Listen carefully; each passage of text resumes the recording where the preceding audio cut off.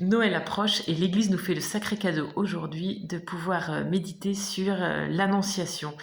En fait, ce récit de l'Évangile, on l'a tellement vu, entendu, écouté que parfois on est un peu blasé, on l'écoute un peu comme ça.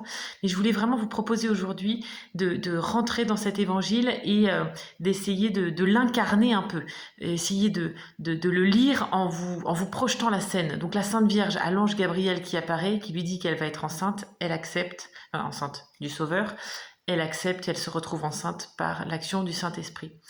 Donc, c'est pas parce que la Sainte Vierge était l'Immaculée Conception qu'elle ne pouvait pas commettre de péché, qu'elle n'avait pas de peur ni de souffrance. Elle a sûrement souffert du regard des autres quand elle a commencé à avoir du ventre et que les gens du village de Nazareth savaient qu'elle n'était pas mariée. Elle a dû affronter ce regard moqueur des autres. Elle a dû affronter la crainte de Joseph. Heureusement, le Seigneur a pris les choses en main et a prévenu Joseph avec un ange.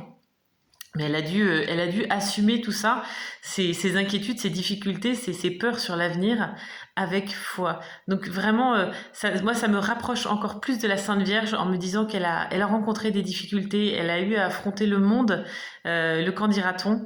Donc aimons notre maman du ciel et surtout, surtout, ne nous habituons jamais au passage de l'Évangile et n'hésitons pas à les revisiter en les incarnant, en les imaginant, parce que ça nous les rend plus proches. Que Dieu vous bénisse et à bientôt.